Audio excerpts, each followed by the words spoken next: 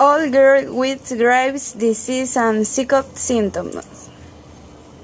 The patient had been well until approximately 3 months before the recurrent admission with intermittent dizziness, palpitation, near syncope, diaphoresis, polyrhythmia, diarrhea, chest and abdominal pain, headache, and increasing protuberance of the eyes developed.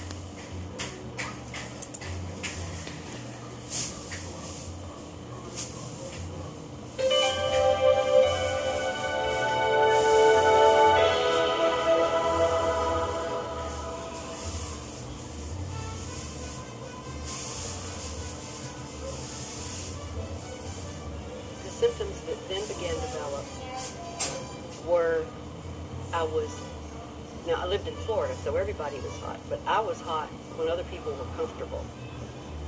I was burning up hot. It wasn't a fever, it was just very uncomfortably hot. I could not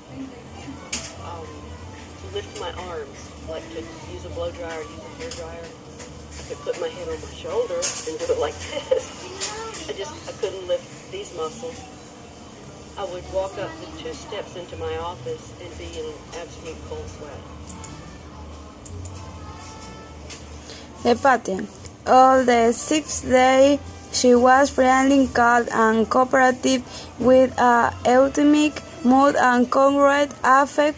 Her thought processes were linear and goal-directed, and she had no delusions, evidence of perceptual disturbance, or homicidal or suicidal ideation.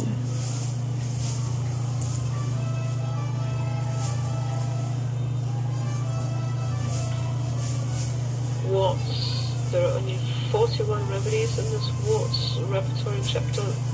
It's a skin symptom after all, even though it's not got a lot of remedies, this rubric, and now it looks much better. We have 4 remedies, only 2 of which cover all the symptoms without counterindications. And now we have to look into Materia Medica, and we have to compare the remedies. What are we now interested in the most? What do we have to find in the Materia Medica?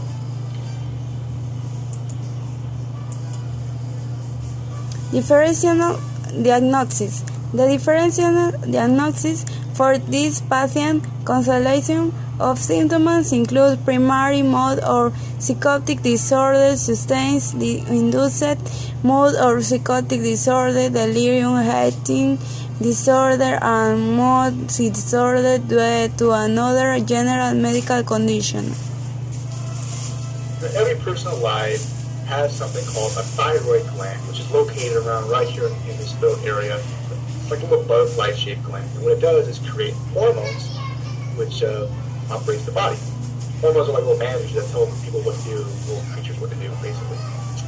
Now, in Graves' disease, the immune system, which is supposed to be like our best friend, goes to this thyroid and goes, hey, you need to make a whole lot more hormones to get to work. And the thyroid becomes hyperactive. It's called hyperthyroidism. And what it does is speed up a lot of functions in the body. So some of the most common symptoms would be like an increased heart rate or heart pulse. It can also make someone more irritable, nervous, anxious. Someone can feel some tremors in their hands, be shaking a little bit. Almost like if someone has way too much coffee. Discussion of management. Treatment with an atypical antipsychotic agent such as psilocybin is a good choice for this patient. In addition, its antipsychotic effect of psilocybin has efficacy in reducing manic symptoms.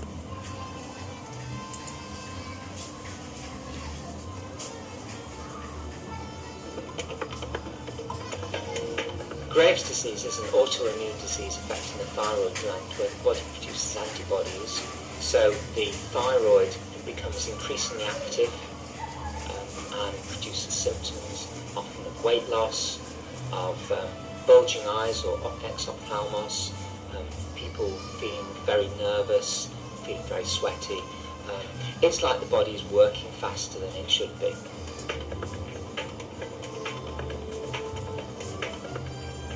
Graves' disease is diagnosed first of all by finding out that somebody's got an overactivity of the thyroid.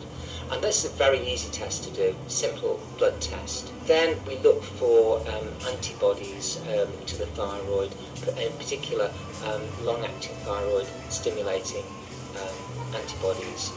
The person will also have a scan of their thyroid. This is usually an ultrasound scan now to sort of check that there are none of these adenomas or more serious types of growth in the gland.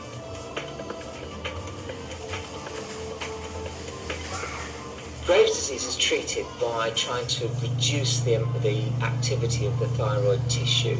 And there's three ways we can do this. We can remove some of the thyroid tissue. Now the problem there is that you've got to remove just the right amount, because if you remove too much, you'll go underactive. If you don't remove enough, you won't have cured the person. And the other thing is that it leaves a scar, and there's a risk in the operation of damaging one of the nerves in the neck. But in the right hands, right person, it's good treatment. Two other ways are we can use drugs to try and reduce the activity effectively poison the thyroid gland. The problem with them is they have to be taken on a fairly regular basis for a period. And then the other treatment is that you expose the thyroid to radiotherapy to try and... Conclusion. In this case, the recurrent laryngeal